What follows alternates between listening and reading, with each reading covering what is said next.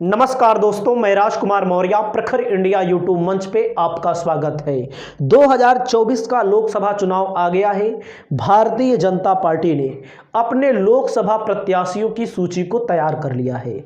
लोकसभा प्रत्याशियों में कुछ मैं नाम आपको बताने जा रहा हूं और आप इसको सीरियल से देखिए। चैनल पर पहली बार आए हैं तो चैनल को सब्सक्राइब करके कमेंट करके अपना सहयोग जरूर प्रदान करिए।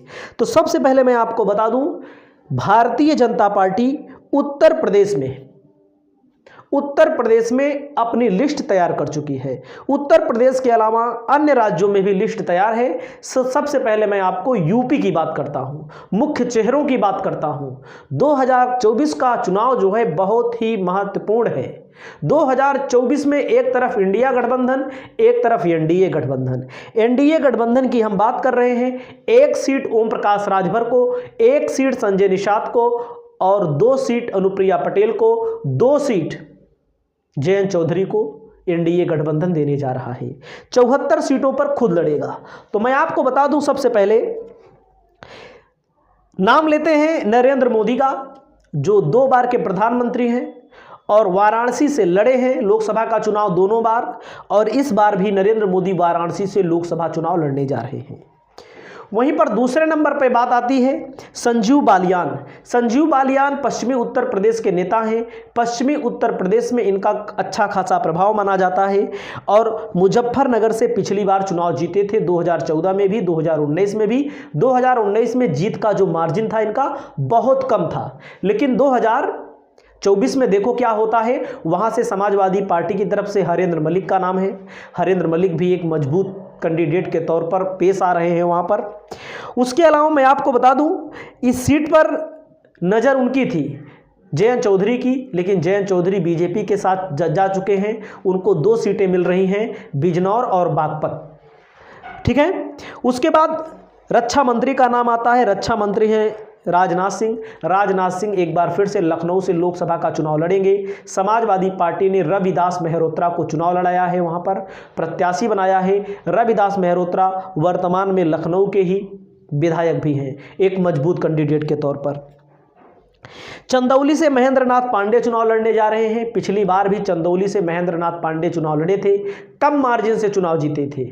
इस समय केंद्र में मंत्री हैं, लेकिन एक बार फिर से इनके ऊपर चंदौली में भरोसा किया जाएगा, क्योंकि चंदौली जो लोकसभा सीट है, इस सीट पर पिछली बार भी लड़े थे।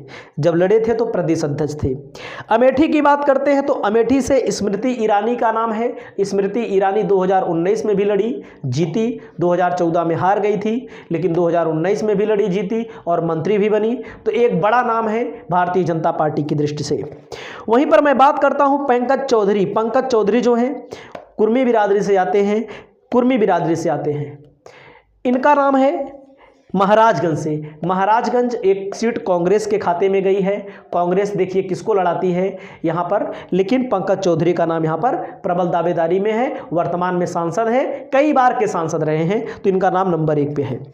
फतेहपुर से साध्वी निरंजन ज्योति को एक बार फिर से लोकसभा का टिकट भारतीय जनता पार्टी देने जा रही है। वहीं से गौतम बुद्ध नगर, जो नोएडा वाला एरिया है, वहां से डॉक्टर महेश शर्मा लोकसभा का चुनाव लड़ने जा रहे हैं बीजेपी की तरफ से। अंबेडकर नगर से रितेश पांडे, जहां से समाजवादी पार्टी ने अपने मजबूत कैंडिडेट वर्मा जी को उतारा है।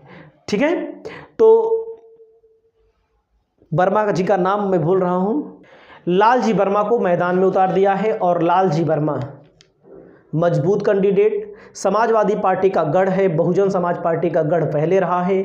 अंबेडकर नगर लोकसभा के अंतर्गत 5 की 5 विधायक समाजवादी पार्टी के हैं, लेकिन अभी रितेश पांडे के पिताजी एक तरह से करके बगावत करके कहें, गद्दारी करके कहें, भारतीय जनता पार्टी के पाले में चले जाते हैं। ऐसा कहा जाता है कि रितेश पांडे अपने बेटे के टिकट को सेट करने के लिए जाते हैं, तो इनका भी टिकट वहां पर मिल चुका है, मान लीजिए। अयोध्या से लल्लू सिंह, अयोध्या से आपको मैं बता दूं, बहुत मजबूत कैंडिडेट समाजवादी पार्टी ने दिया है। 9 बार के विधायक को दिया है, बहुत ही मजबूत कैंडिडेट है। मतलब सामान्य सीट पर एससी बिरादरी को, दलित बिरादरी को इन्होंने उतारा है। तो समझ सकते हैं बहुत मजबूत सीट है।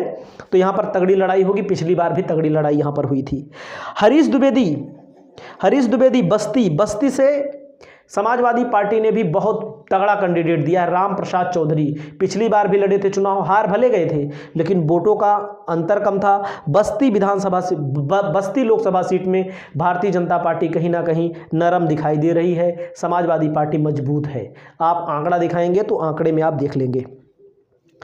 अगली बात मैं बोलता हूं सहारनपुर से। सहारनपुर में एक सीट पर कांग्रेस अपने प्रत्याशी इमरान मसूद को लोकसभा का चुनाव लड़ाएगी।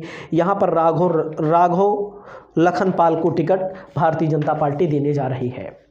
वहीं से मैं बात करूं कन्नौज से, सुब्रत पाठक का नाम प्रबल दावेदारी में है। बहुत कम वोटों से चुनाव जीते थे पिछली बार, डिंपल यादव को इन्होंने हराया था पिछली बार। इस बार भी इनके नाम को लेकर चर्चा है। अगर मान लीजिए इनको टिकट अगर नहीं दिया जाता है तो इस सीट पर किसी बघेल बिरादरी, पाल बिरादरी को टिकट दिया जा सकता है। तो मैं आपको बता दूं राजवीर सिंह एटा से लोकसभा चुनाव लड़ने जा रहे हैं। एटा से समाजवादी पार्टी ने अपने मजबूत कैंडिडेट शाक्य जी को टिकट दिया हुआ है, देवेश शाक्य को टिकट दिया हुआ है। तो इस सीट पर भी भारतीय जनता पार्टी को कड़ी टक्कर मिलने वाली है। अगला है अलीगढ़ से सतीश गौतम, सुरक्षित सीट है। इस सीट पर सतीश गौतम को एक बार फिर से टिकट मिलेगा।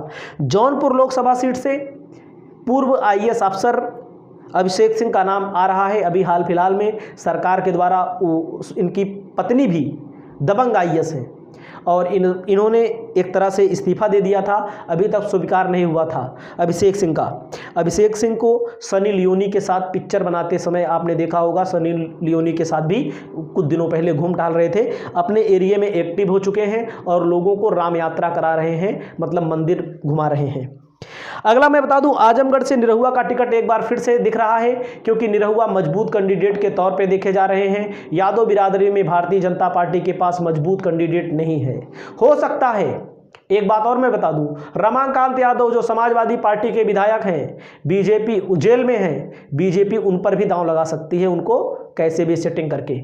ये भी हो सकता है, लेकिन निरहुआ के चांस ज़्यादा हैं।